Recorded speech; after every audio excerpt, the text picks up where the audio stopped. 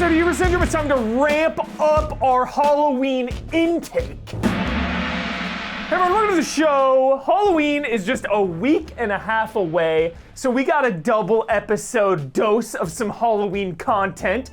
This is my queue right now, kind of what I've been watching, what I've been playing. Not any hidden gems, but some familiar hits that we're gonna dive into.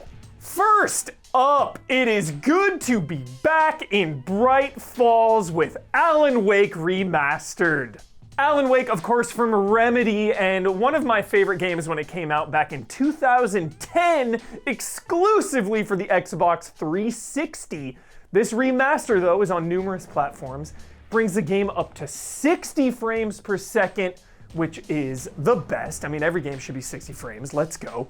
The cutscenes, though, remain in 30, so that can be a little jarring, watch out for that. Also, no Energizer batteries. They swapped those out for generic brands. But ever since I played Control a few years back, I've been wanting to revisit Alan Wake, and this remaster is the perfect excuse, the perfect opportunity to see this game with multiple new lenses, a new lens from 2021, just looking back on how the game has aged, and the lens obviously taking all the knowledge of Control and really looking at this game through that light, pun intended with light there, that was intentional. But Alan Wake Remastered, I'm about 3 chapters in and it just holds up so well. The main thing for me though, I never played the DLC. This came out when the trend was locking your ending behind DLC, Prince of Persia and Asura's Wrath style. I never played these DLCs, so seriously, I don't even know how Alan Wake ends a decade later, so I'm really excited to get to that point. And October is just a great time to dip into this game. Nothing screams October like Freakos in Foggy Woods. Next on my list, you hear me talk about this game all the time. I've streamed this game. I'm currently streaming it with Michael Damiani. The Evil Within. The Evil Within 1 and 2, hands down, 2 of my favorite video games of all time. Not a hyperbolic statement, a true statement from my mind, my eyes, my ears, my mouth, my throat, my heart, my chest, and my soul. The Evil Within. There's really no better time to play The Evil Within. These games are now on Game Pass. Evil Within 2 has been brought up to 60 frames per second.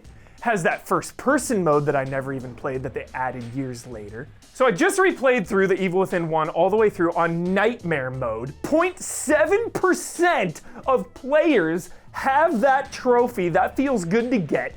0.6 have the Akumo mode trophy, which I've never even attempted. One-shot kill, I'll keep that in Rainbow 6, thanks. But Nightmare mode is just absolutely unforgiving and brutal and really shows how uncompromising this game is with its vision. Evil Within 1 has aged so well.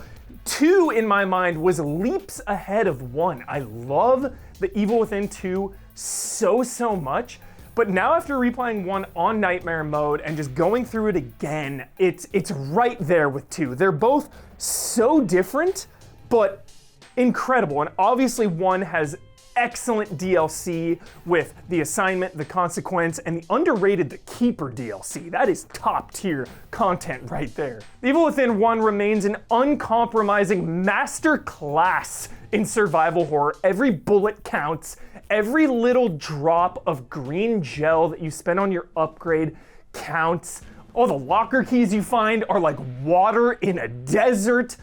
It's just so rewarding getting through this game, and it remains one of the best survival horror games. John Johannes just recently was revealed to be working energetically, Shinji Mikami said. He's working energetically on a new game. We know Ghostwire Tokyo is just around the corner next year, and Tango Gameworks working on something. Could it be Evil Within 3? I hope it is. It's all I want. It's my only ask in the video game universe now. We got Shenmue 3. I can't even ask for 4 because we got 3. Now I'm just asking for the Evil Within 3 to wrap up this trilogy with a nice little bow. Maybe a little barbed wire bow to stick with the theming. Switching gears over to the movie and show side of things, you know, that's how I've been treating my October, is play an intense, unforgiving game like Evil Within for hours in the night, let it just suck all the life out of you as you die endlessly and repeatedly, and then escape that and dive into a cozy movie or show to just relax. So, hardcore game with the nightcap of a movie or show, that's what I'm all about. And no better horror movie to relax to than I got 2 recommendations here. First up, talked about it extensively on Spoiler Mode and Reaction Shots, and that is the Fear Street trilogy. This is one of my favorite releases of 2021, and some of my favorite modern horror without a doubt. The way each entry in this trilogy stood on its own, but also connected into a greater whole was just excellent. I highly recommend Fear Street for anyone out there who hasn't watched it, and for anyone who wants to watch horror and is in the middle. You're in the middle, sometimes you get really, really scared, but you can handle it. It's really good middle ground horror material, so I can recommend that comfortably to some of the more squeamish, some of the more scaredy cats out there. There are some pretty brutal graphic kills though, so be warned.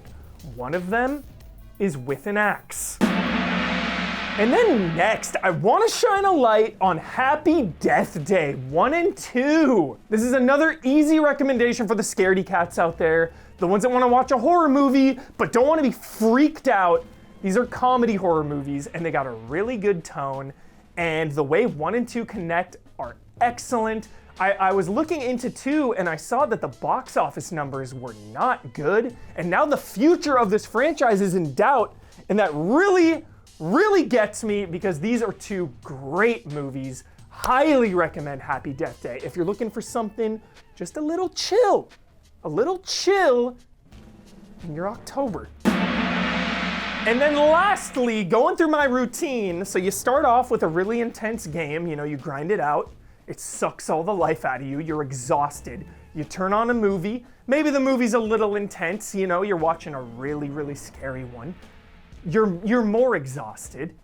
Then you brush your teeth, you get ready for bed, you put your pajamas on, get all nice and ready, and you turn on an episode, just one, of Are You Afraid of the Dark? Are You Afraid of the Dark? This year has been so excellent. I used to watch this show with my brother on Nickelodeon growing up. We used to just freak out and get all under the covers and watch this together, you know, my big brother protecting me. Every single time this intro plays, it's just like a shot of nostalgia right in the veins.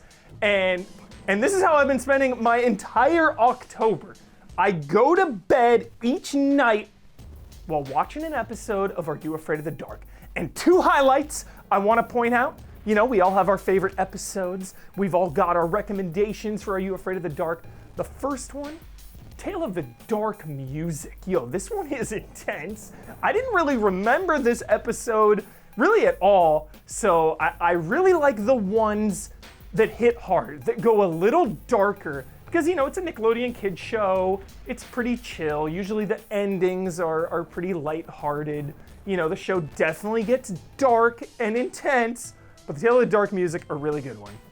But the number 1 episode, which is now like up there with my all-time favorites. I always remember the pinball one as well. I'm watching that one tonight, actually.